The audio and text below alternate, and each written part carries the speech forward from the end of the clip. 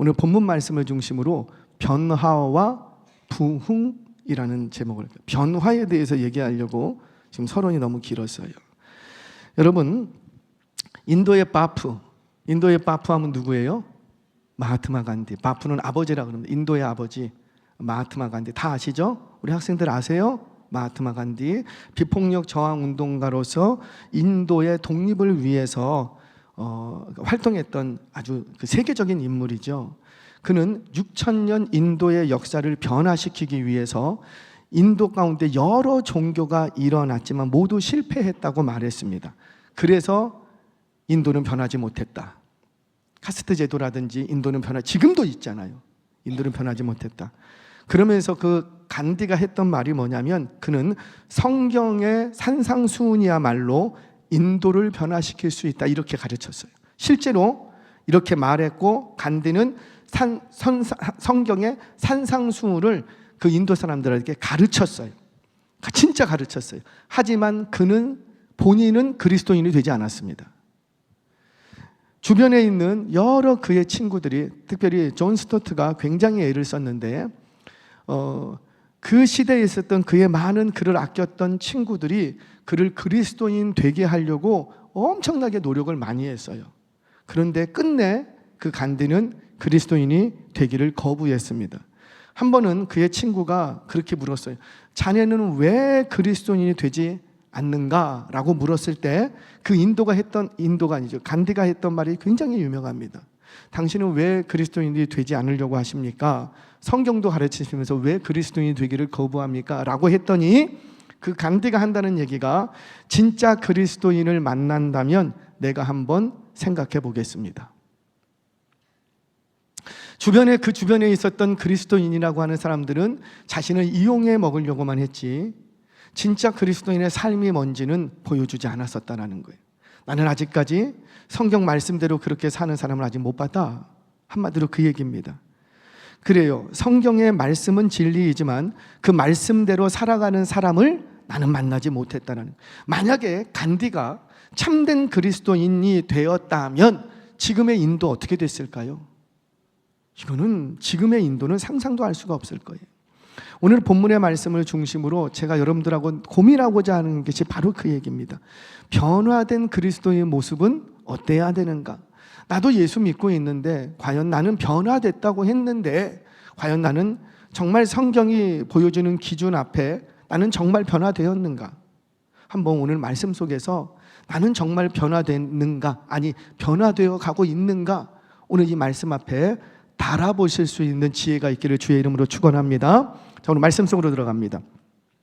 베드로는 성령의 충만함을 입고 오순절 순례자들에게 복음의 핵심 메시지를 선포했어요. 이 설교를 들은 순례자들은 마음의 찔림을 받았다고 합니다. 마음의 찔림을 받았다고. 참 감사하죠. 똑같은 설교를 들어도 어떤 이들은 비방하고 조롱했어요. 저것들 아침부터 술 먹었다, 그렇게 하는 사람들이 있었다고요. 그러니까 베드로가 뭐라 그랬어요? 아니라 지금 때가 삼신데 술 먹었겠냐? 우리가 술에 취한 것이 아니다. 그러면서 설교를 했다고요. 그러니까 이 그룹, 성령의 충만함을 입은 이 그룹을 향해서 한편에서는 비방하고 조롱했고, 저것들 술 취했다, 비방하고 조롱했고, 한편에서는 베드로가 하는 말을 듣고 어찌할꼬, 한쪽에서는 베드로가 하는 말을 듣고 저거 술 먹었네, 비방하고 조롱했는데, 똑같은 메시지를 들을 때 한쪽에서는 비방하고 조롱했지만 한쪽에서는 어찌할꼬 양극단의 반응이 나타났다는 거예요. 그리고는 그 찔림을 감추지 않고 베드로와 다른 사도들을 찾아왔습니다. 여보게, 그러면 우리가 어떻게 해야 되겠는가? 이 질문이 굉장히 중요해요. 내가 설교를 들었어요. 오늘 목사님 설교를 듣고 목사님 은혜 받았습니다. 제발 그러지 마세요. 저는 여러분들에게 은혜를 끼치려고 있는 사람이 아니에요. 정확히 얘기합니다. 은혜는 누가 끼치고? 그렇죠, 성령님, 하나님. 제가 끼치는 거 아니에요. 저한테 주목하실 필요도 없고, 나보고 잘생겼다고 하는데 저한테 주목할 필요 없고, 우리 초등부 애들이 그렇더라고요. 잘 될 거예요. 할렐루야. 오늘 은혜 받고 안 받고는 사실 저한테는 별로 큰 의미가 없어요. 죄송합니다. 저한테 오셔서 목사님 말씀 은혜 받았으면 저도 굉장히 기분이 좋아요. 아, 저분이 은혜를 받았구나. 그런데 은혜만 받고 거기서 끝나면 그 은혜는 값싼 은혜가 됩니다. 은혜만 받고 거기서 끝나면 저는 쇼한 거밖에 안 되는 거예요. 그러니까 제가 원하고 우리 하나님이 원하는 건 뭐냐면, 은혜 받았으면 반드시 뭐가 있어야 되겠다. 그렇죠. 변화. 내가 이렇게 살겠다고 결단. 은혜 받았어요? 목사님 저 오늘 은혜 받았는데 그러면 내가 어떻게 해야 되겠습니까? 한 사람도 저한테 그걸 물어본 적이 없어요. 물으러 오라는 말은 아니에요. 그러나 생각은 해보셔야죠. 오늘 내가 은혜 받았어요. 지난 주일 설교 제목이 뭐였죠? 지난 주일 설교 제목이 뭐였죠? 그래요. 그 3주 동안 그 설교 제목이었어요? 그러면 주 핵심 내용이 뭐였죠? 어떤 사람을 찾으신다? 할렐루야. 성실한 사람. 성실한 사람. 아멘이세요? 첫 번째는 좋은 태도. 좋은 태도는 어떤 태도? 종의 위치에서 잘 따르는 태도를 가졌던 사람을 리더로 세운다. 두 번째는 어떤 태도? 그렇죠. 준비된 사람. 준비된 사람, 훈련하는 사람. 그래서 우리 하나님은 훈련을 빡세게 한다. 빡세게 받으면 크게 쓰임받는 거다. 쓰임받는 사람은 준비된 사람을 쓰신다. 세 번째는요, 그 준비하는 과정 속에 성실하게 감당한 사람. 그 일이 크든지 작든지 일의 규모와 경중과 상관없이 종의 위치에서 내가 훈련받는 위치인데, 훈련받는 위치에서 그 훈련을 매일매일 성실히 받은 사람. 그리고 은혜를 받았대요. 그러면 반드시 있어야 되는 질문이 있어요. 그게 뭐라? 그러면 내가 무엇에 성실해야 되겠습니까? 내가 어떻게 해야지 성실할 수 있겠습니까? 라는 질문이 나와야죠. 이 질문이 나를 성장시킵니다. 이 질문이 없고 성실한 사람이래 라고 끝나면 그의 인생에는, 영성에는 아무런 변화도 일어나지 않아요.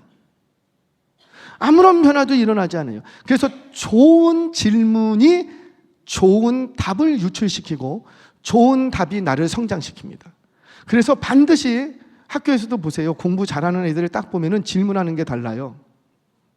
성적이 될 만한 것만 질문을 해요.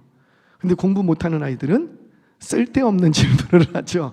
그러니까 질문이, 바른 질문, 내가 어떤 질문을 하느냐가 나의 영성을 그대로 보여준다는 거예요. 이 백성들은 베드로의 설교를 듣고 굉장히 좋은 질문을 했습니다. 자기들이 은혜 받았다라는 거죠. 내가 가슴 마음에 찔림을 받았습니다. 그리고 끝난 게 아니라 베드로를 찾아왔어요. 그러면 우리가 어떻게 해야 되겠습니까? 질문합니다. 사랑하는 여러분, 저와 여러분에게도 이런 질문들이 일어나기를 축원합니다. 말씀을 들었으면 그 말씀을 나의 삶께 적용해 가야 된다고요. 적용해 가다 보면 딱 막힐 때가 오잖아요. 도대체 내가 어떻게 해야 되겠습니까?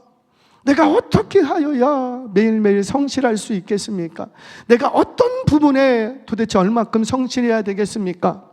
내가 이런 부분에는 도저히 받아들일 수가 없고 성실할 수가 없는데 나는 어떻게 해야 되겠습니까? 라는 질문이 나를 성숙시키고 성장시켜 가는 거예요.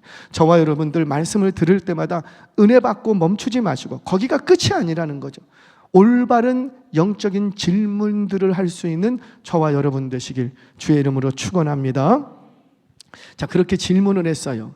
그랬더니 베드로가 답변을 합니다. 근데 답변을 몇 가지로 하냐면, 그래? 그럼 너희들 이렇게 해 라고 4가지를 요청했어요. 성경 봅니다. 38절 같이 읽겠습니다. 시작. 베드로가 이르되 너희가 회개하여 각각 예수 그리스도의 이름으로 세례를 받고 죄 사함을 받으라. 그리하면 성령의 선물을 받으리니. 아멘. 잠깐만 띄워놔 주세요. 베드로에게 질문합니다. 당신의 설교를 듣고 내가 가슴에 찔림을 받았습니다. 그럼 어떻게 해야 되겠습니까? 라고 질문을 하자 베드로가 그 질문에 답변을 줍니다. 뭐 해라? 일단 회개해라. 그리고 세례받고, 그리고 죄사함 받고, 그리고 그렇죠. 그리하면 성령의 선물 이렇게 번역을 했는데 이건 좋은 번역이 아니에요. 여기서의 성령의 선물 소유격으로 했는데 이렇게 되면은 우리는 뭐라고 생각하냐면 내가 회개하고 세례받고 죄사함 받고 나면 성령의 선물, 성령님 안에 있는 뭔가를 내게 주겠구나, 뭐 은사적인 걸 주겠구나 이렇게 착각을 하는데 그 말이 아니에요. 성령의 선물이 아니라 성령을 선물로 주겠다는, 성령님이 오시면 다 온 거 아니에요? 우리가 성령님을 구해요? 성령님 안에 있는 그거 구해요? 은사 구하죠? 지식, 지혜 구하죠? 그러면 안 된다라는 거예요. 뭘 구해야 되고? 성령님. 성령님이 오면 그 성령님 안에 있는 모든 것이 내 것이 되는 거예요. 그래서 성령의 선물을 받아라 이렇게 하면 안 되고 성령을 선물로 받아라, 목적격으로 받아야지 돼요. 실제로 이전 번역, 이전 성경에서는 뭐라고 번역했냐면 성령을 이라고 정확히 번역했어요. 근데 개역 개정으로 오면서 이상하게 성령의 소유격으로 바뀌었어요. 자, 그리고 그리하면 이라는 접속사가 들어갔는데 그리하면이라고 번역하면 안 돼요. 여기 제가 다 찾아봤어요. 원어 찾아보면 카이라는 그리고 등위 접속사가 사용이 됩니다. 등위 접속사는 뭐냐면 A and B and C and D 이렇게 되면 어떻게 돼요? A, B, C, D가 모두 동격. 그래서 등위 접속사 이렇게 얘기합니다. 같은 위치에 있다는 것. 즉 너희가 회개하고 세례를 받고 죄사함 받고 그리고 성령을 선물로 받고 받는 게 몇 가지예요? 4가지. 이거 받아야 된다. 어느 한 가지만 있으면 안 되고, 사실 이 회개하면 어디까지 쭉 같이 이 서비스로 받냐면, 회개하면 당연히 죄사함도 받고 그리고 뭐도 받고 성령도 받고, 그런 사람은 반드시 뭐도 받고 세례도 받고. 그러니까 이게 사실은 하나지만 베드로는 논리상 4가지를 구분해서 얘기를 해줍니다. 너희는 4가지를 받아야 된다. 첫 번째 뭘 받고? 첫 번째가 아니고 하나는 뭘 받고? 회개, 그 다음에 세례, 그 다음에 죄사함, 그 다음에 성령. 아멘이세요? 4가지를 받아야 된다. 자, 그런데 이것은 변화의 시작이에요. 예수 믿게 되면 이 4가지가 한 세트로 딱 옵니다. 우리 중에 내가 회개했는데 죄사함을 못 받을 영혼이 없고, 죄사함을 받았는데 세례 안 받을 영혼이 없고, 세례까지 받았는데 성령 없는 영혼도 없다라는 거죠. 그러니까 사실 이것은 4가지로 구분되어 있지만 이 4가지는 하나로 묶을 수도 있는 거예요. 그러니까 논리적으로만 4가지를 구분했을 뿐이지 사실은 하나죠. 근데 이 하나는 내가 예수 믿을 때, 내가 회개할 때 하나가 선물 세트처럼 확 와버립니다. 그럼 그걸로 끝인가? 끝이 아니라는 거예요. 그것은 변화의 뭐라? 시작. 우리는 그날 밤에 눈물 흘리고 회개하고 펑펑 울면서 그때부터 신앙생활을 시작했어요. 그리고는 세례받고 그리고 성령님의 충만함을 받았어요. 그럼 그걸로 끝났는가? 아니라는 거죠. 그게 뭐라? 시작. 자, 변화의 시작이라면 뭔가 변화의 끝도 있겠죠. 그러니까 시작이라는 말은 끝을 향해서 달려가는 어떤 방향성이 있다. 이쪽으로 달려가야 된다. 그거를 내포하고 있다는 거예요. 그래서 저는 오늘 이 저녁에 그 이야기를 조금 더 풀어가려고 합니다. 더 풀어가려고 해요. 자, 여러분, 어찌할꼬 설교를 듣고 어찌할꼬라는 이 물음의 앞에 베드로는 4가지를 주문했어요. 회개하라, 세례받아라, 죄사함 받아라, 성령 받아라. 4가지를 딱 요청을 합니다. 그런데 이거는 시작. 그렇다면 다음 스텝이 있겠죠. 회개했어요, 세례받았어요, 죄사함 받았어요, 성령을 선물로 받았어요. 그럼 거기서 끝인가? 아니에요. 그 다음 스텝, 다음 요거 때문에 요게 있는 거예요. 선행 작업으로. 그게 뭔가? 오늘 베드로는 4가지를 또 얘기합니다. 성경 봅니다. 42절 같이 한번 읽겠습니다. 시작. 그들이 사도의 가르침을 받아 서로 교제하고 떡을 떼며 오로지 기도하기를 힘쓰니라. 자, 성경 본문 그대로 두고, 여러분 아까 뭐라 그랬어요? 4가지였죠. 우리가 어찌할꼬 했을 때 너희가 뭐 해라? 회개해라, 세례받아라, 죄사함 받아라, 성령을 선물로 받으라면 요 네 가지 세트가 내게 오는 순간 나는 어디에 들어가게 되냐면 교회라는 신앙 공동체 안으로 들어가게 됩니다. 그러니까 지금 뭘 얘기하냐면 너희가 죄 사함 받았니? 나를 예수님을 나의 구주로 영접했니? 믿음을 갖기 시작했니? 그러면 거기서 멈추지 말고 반드시 어디로 들어가라? 그렇죠. 공동체 안으로 들어가라. 공동체 안으로 들어가라.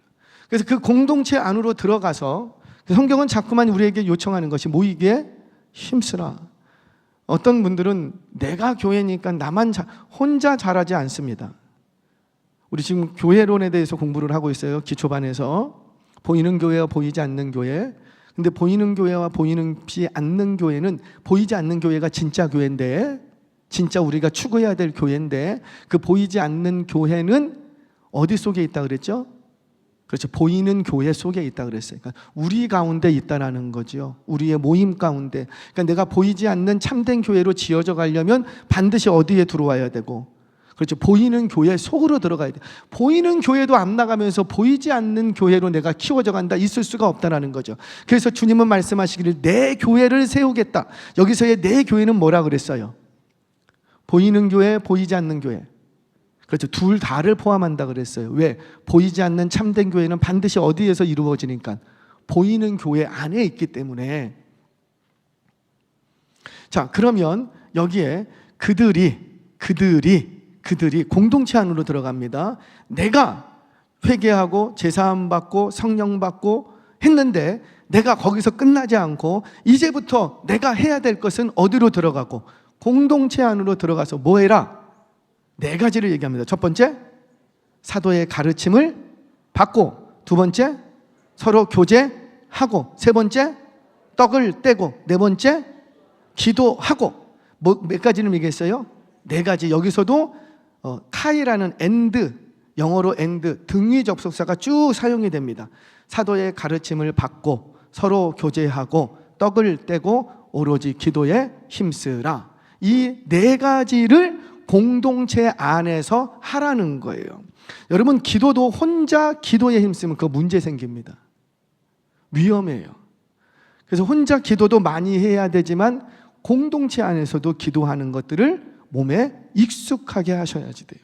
혼자 기도하는 거 굉장히 영적으로 좋지만 대부분의 영적인 문제가 생기는 곳이 어디냐면 말씀 들을 때 문제가 생기는 거 대부분이 기도하다가 문제가 생기는데 어떤 기도? 혼자 너무 깊이 기도하다가 이제 영적인 문제들이 생기는 거예요. 그래서 반드시 기도하는 것도 저는 부탁드립니다. 지도 받으셔야 돼요. 기도하는 것도 지도 받으셔야 돼요. 그래야지 건강하게 기도할 수 있어요. 그러면 어디서부터 기도해야 되냐면은 공동체 안에서부터 기도하는 것이 훈련되어야 된다는 거죠. 자, 그런데 네 가지를 얘기했어요. 성경 구절 한 번 더 띄워주시겠어요? 저는 저걸 봐야지 자꾸만 생각이 나서. 자, 사도의 가르침을 받고, 그 다음에 서로 교제하고, 그 다음에 떡을 떼고, 그리고 오로지 기도에 힘쓰고. 네 가지인데 오로지 힘쓰는 건 어디에 붙어 있고? 기도에 붙어 있어요. 근데 이렇게 생각하시면 안 돼요. 이게 등위 접속사라 그랬어요. 그래서 오로지 힘쓰다라는 것은 이 네 가지에 다 적용이 됩니다. 문법상 다 적용이 돼요. 그러니까 사도의 가르침 받는 것도 어떻게 해야 되고, 전혀 힘써야 되고, 떡을 서로 교제하는 것도 어떻게 해야 되고, 전혀 힘써야 되고, 떡을 떼는 것도 어떻게 해야 되고, 전혀 힘써야 되고, 기도하는 것도 어떻게 해야 되고, 전혀 힘써야 되고. 오로지라는 말은 전혀 몰두해서, 몰입해서, 집중적으로 이런 것을 의미합니다. 그러니까 네 가지 다. 그러니까 교회는 기도만 하고 있는 곳이 아니라, 여러분들이 신앙생활 잘하려면 기도만 하면 안 되고, 기도도 열심히 하고, 뭐도 하고, 가르침 받는 것도 열심히 받고, 서로 교제하는 것도 열심히 하고, 떡을 떼는 것도 열심히 하고, 네 가지를 다 열심히 힘쓰고 애써서 하셔야 된다는 거예요. 자, 그러면 먼저 가르침을 받아야 된답니다. 먼저 잘 배우랍니다. 잘 배우지 못하면, 여러분, 내가 잘 배우지 못하면 이미 이루어 놓은 것도 이상한 방향으로 가고 앞으로 이룰 것도 엉망이 됩니다. 그러니까 이렇게 대화를 하다가, 장로님들하고 이렇게 대화를 하다가 테니스 이렇게 대화를 했어요. 그러다 뭘 하다가 배울 때 누구한테 배워야 되겠다? 전문가한테 배워라. 레슨을 해라, 레슨을. 어깨너머로 배우고 이렇게 가르치. 왜 그런가 봤더니 처음에는 그게 더 빨라요. 어떤 운동도 마찬가지입니다. 내가 그냥 눈요기로 보고 그냥 이렇게 배우면 빨라요. 그런데 그게 빠르다가 한계를 딱 느껴요. 근데 그 한계점을 잘 못 넘어요. 근데 처음에는 좀 더디고 힘들어도 전문가한테 이렇게 배우면은요, 처음에는 더디고 힘든데 시간이 가면 갈수록 가속이 붙고 성장을 더 하게 됩니다. 한계를 뛰어넘을 수가 있어져요. 어느 정도 배우고 나면 그다음부터는 혼자 해도 전문가한테 배웠던 것이 있기 때문에 제대로 배워놨기 때문에 그걸 활용할 줄을 안다라는 거예요. 근데 제가 음악을 합니다. 근데 저는 음악을 잘 못해요. 왜 못하냐면 레슨을 제대로 못 받았어요. 레슨을 제대로 못 받았어요. 그러다 보니까는 조금 요구하다가 조금 하고 저거 하다가 조금 하고 그리고는 그냥 어깨 너머로 하고 그래갖고 그냥 혼자 독학하고 그러다가 세월만 보냈어요. 제가 제일 후회하는 것 중에 하나가 독학한 거. 돈 들여서 배울 걸. 배워놨으면 지금 고생 안 할 텐데 독학한 거를 해놓으니까 지금 와서 뭘 더 하려고 더 할 수가 없어요. 이 나이 나와서 뭐 또 배우겠냐고요. 못 배우는 거지. 그래서 배울 때, 처음 배울 때 잘 배워야 돼요. 사역도 마찬가지입니다. 앞으로 우리 교회에 사명자들이 일어날 텐데 선교사로, 목회자로 헌신하시는 분들은 반드시 기억하세요. 내가 첫 사역을 어디서 배우느냐에 따라서 앞으로의 사역이 바뀝니다. 굉장히 중요해요. 여러분들 운동도 마찬가지고 모든 원리는 반복 똑같죠. 내가 처음 배울 때 어떤 선생님한테 배우느냐에 따라서 그 진로가 다 바뀌어버려요. 다 바뀌어버립니다. 그처럼 배우는 건 배울 때 잘 배워야지 돼요. 잘 못 배우면 나중에 엉망이 돼버립니다. 교회는 잘 가르쳐야 돼요. 아멘이세요? 교회는 가르치는데 목숨 걸어야 돼요. 여러분, 교회가 한자로 무슨 뜻이에요? 왜 교회를 교회라 그래요? 가르칠 교회예요. 가르칠 교. 가르치다는 건 훈련하다, 가르치다, 습득하다. 그런데 가르쳐서 훈련시키다. 이곳이 교회예요. 그러니까 교회에 오면 나는 뭐 하러 와야지 돼요? 우리는 교회에 마시러 온 게 아니라고요. 뭐 그냥 마시러 왔다고 절대 그렇게 생각하시면 시간 되니까 갈 데도 없고 그게 아니라 물론 누구든지 오셔도 돼요. 그러나 본질적으로 우리가 교회로 왜 모이냐면 뭐 하기 위해서? 가르침 받기 위해서 오는 거예요. 근데 가르치는 게 없다? 배우려고 하지 않는다? 죄송해요. 그건 교회의 본질에서 떨어져 가고 있다는 거죠. 신앙생활을 하지만 성장도 없고 건강한 신앙생활을 못한다는 거예요. 저와 여러분들 잘 가르치고 잘 배우는 저와 여러분 되시기를 주의 이름으로 축원합니다. 첫 번째, 사도의 가르침을 힘써야 된다. 두 번째, 서로 교제해야 된대요. 교제해야 돼. 교제하는 것도 어떻게 해야 요 힘쓰래요. 여러분, 힘쓰지 않으면 교제 못합니다. 왜? 다 바빠. 그렇죠? 다 바빠. 나도 바쁘고 애들도 바쁘고. 그러니까 내가 당신과 교제하려면 내가 뭔가를 포기해야지 돼. 그런 의미에서 힘쓰고 애써야 교제가 가능해집니다. 자, 그런데 교회에서 말하는 교제라는 것은 수다 떠는 게 아니라고 했지요. 수다 떠는 게 아니에요. 뭔가 우리가 비슷한 취미를 가지고 그 취미에 대해서 더 확장시키려고 뭐 그러는 게 아니라고요. 교회는 모여서 교제하는데 왜 교제하냐면, 그리고 교제하는 내용의 핵심은 뭐냐면 하나님 나라의 일을 의논하고 성령 안에서 은혜를 나누고 서로 삼겹줄처럼 붙들어주기 위해서 교제하는 거예요. 아멘 하세요. 물론 교제하는 것이 입으로만 하는 거 아니에요. 뭐 위로하고 격려, 그것도 굉장히 중요해요. 일단 뭐부터 하고 입부터 털고 일단 뭘 하려면 위로하고 격려하려면 뭐부터 하고 말부터 해줘야지. 교제의 시작은 입술로부터 시작을 합니다. 그런데 입술로 시작했던 그 교제가 어디까지 가야 되냐면 물질의 교제까지 가야 된다는. 뒤에 가면 나옵니다. 그들은 서로 자기 물건을 통용하고 내 것이라고 나만 쓴다고 하지 않았다는 거죠. 통용하고 그리고 소유와 재산을 나눠서 서로 필요를 따라서 나누고 나누어 주고 구제가 일어나고 서로를 돌아보는 일들이 일어났다. 그러니까 성경에서 말하는 교제는 단순히 입술로만 위로하고 격려하는 교제를 말하지 않는다라는 거죠. 진짜 교제는 어디까지 가야 되냐면 물질의 교제까지 갈 수 있어야 진짜 교제래요. 다들 심각하게 굉장히 이게 성경이 말하는 거예요. 제가 조금 이따 얘기할 겁니다. 자, 세 번째, 또 뭐에 힘써야 되냐면 서로 떡을 떼어야 된대요. 떡을 떼야 돼. 떡을 떼는 것도 서로 먹는 것도 힘쓰래요. 먹는 것도 여러분 부탁드립니다. 주일이면 제발 예배드리고 그냥 가지 마시고 어디 들려야 되겠다. 식당을 좀 들리시라. 할렐루야. 식당 들려서 밥이 맛있네, 맛없네 그러지 마시고 그냥 어차피 식사 집에 가서도 해야 되는데 집에 가서 괜히 아내 남편 막 힘들게 하지 마시고 어디서 먹고 가면 좋겠다. 교회에서. 맛이 별로 없더라도 교회에서. 왜? 떡을 떼는 일이에요. 그것 때문에 주방에서 그 새벽 4시부터 와갖고 막 불 피우고 있다고요. 그런데 아무도 안 먹고 가. 그러면 그 교회가 어떻게 될까요? 여러분, 먹는 것도 교제라 그랬어요. 떡을 떼는 거예요. 근데 여기서의 이제 떡을 뗀다라는 건 엄밀한 의미에서는 뭐냐면 애찬과 성찬을 얘기합니다. 애찬이라는 건 뭐냐면 이런 거예요. 집집마다 자기 먹을 것을 갖고 와.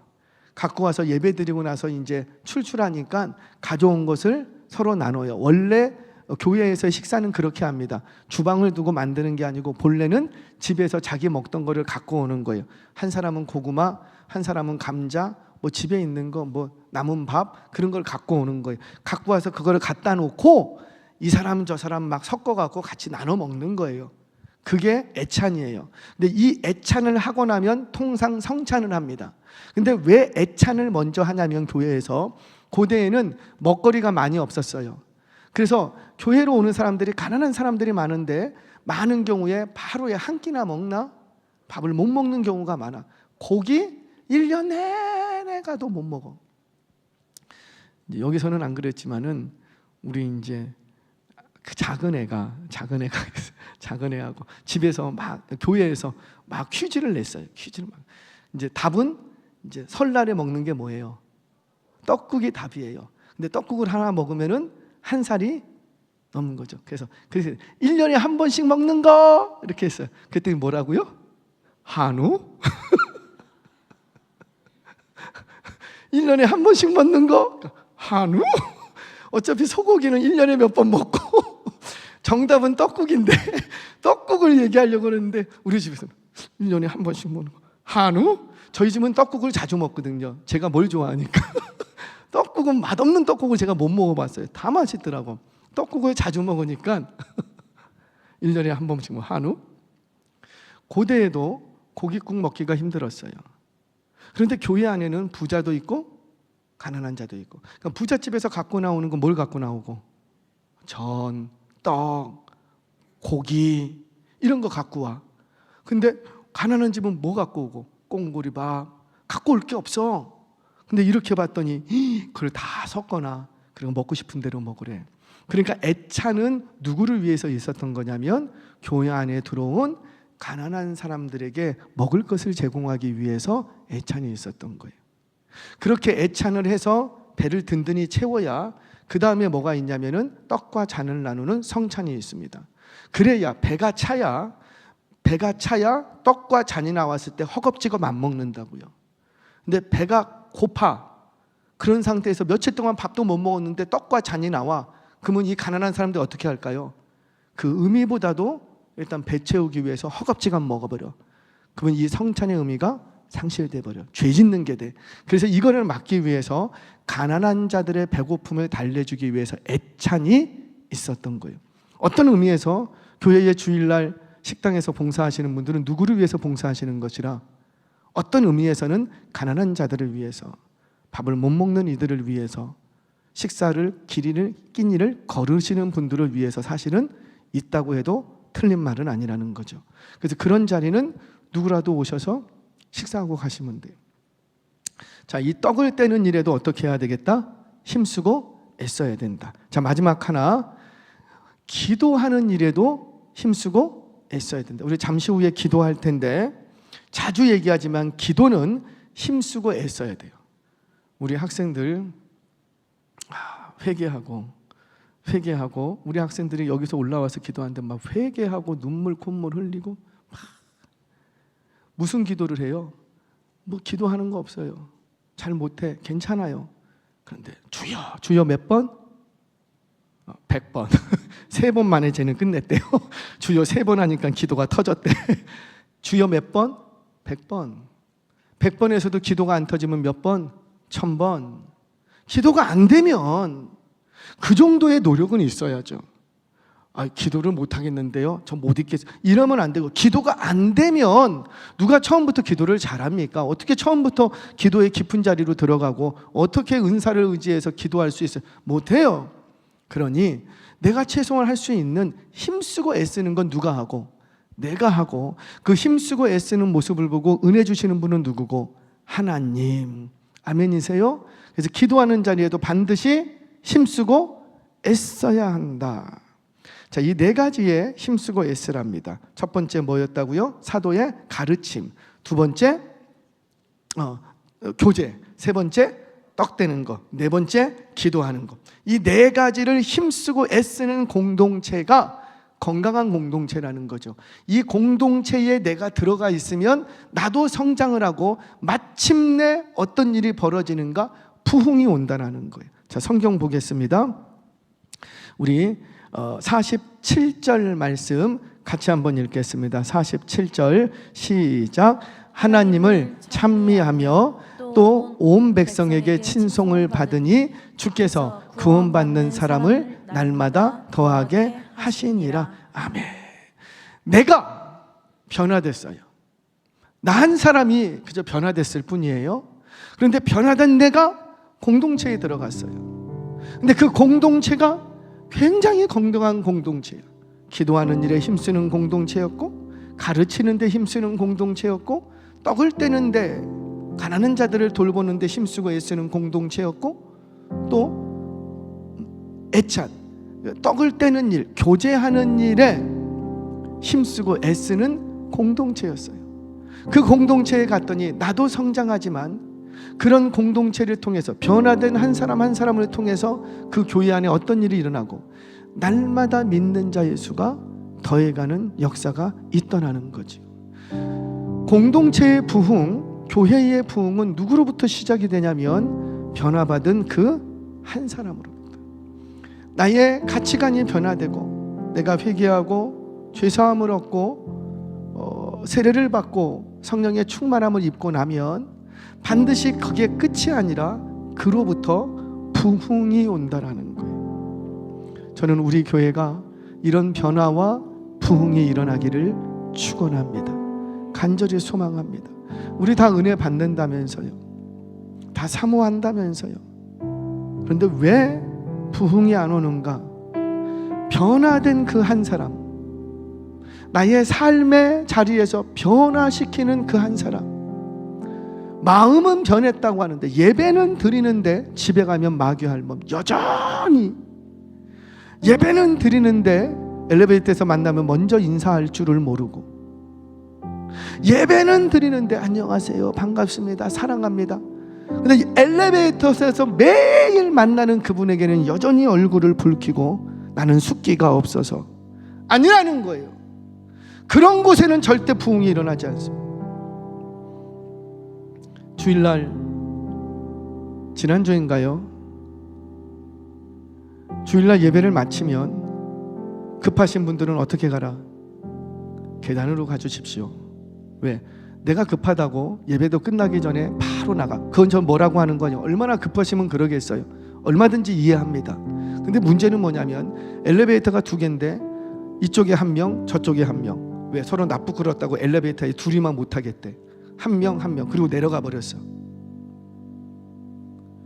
나머지 천천히 나오시는 분들은 대부분 어떤 분들이시고 연세가 있으시고 몸이 불편하신 분들이 천천히 나오세요. 나이 많으시고 몸이 불편하신 분이 먼저 가서 엘리베이터 타고 내려가는 걸 저는 본 적이 없어요. 교회에서는 일어나지 말아야 될 일들이 일어난다는 거죠. 누구만 지금 생각하는 거예요. 예배는 드렸대요. 오늘도 어김없이 예배는 드리고 하나님을 찬양했대요. 나는 변화됐대요. 근데 여전히 엘리베이터는 혼자 타고 내려가요. 변화된 거 아니에요. 죄송합니다. 여기에는 그런 분들이 안 계시는 줄 압니다. 저는 그런 분들을 책망하고 싶지 않아요. 다만 배려해 주시라는 거죠. 먼저 가세요. 동작이 빠르신 분이 먼저 가셔서 그 엘리베이터를 잡아주고 계세요. 그리고 절대 두 개 다 열어놓지 마세요. 한쪽만 열고 한쪽 타고 내려가면 다른 쪽 열어주세요. 그래야지 계속 순환이 됩니다. 순환이. 엘리베이터는 누구를 위해서 있는 거예요? 젊은 것들을 위해서 있는 거예요? 아니면 몸이 불편하신 분들을 위해서 있는 거예요?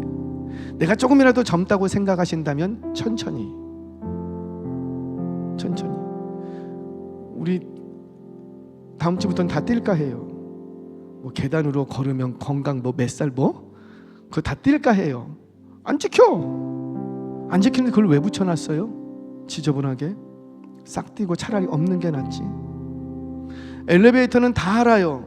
어르신들을 위해서 먼저 배려하는 것이라는 걸 다 알아요. 알지만 교회 안에서 실천은 안 돼요.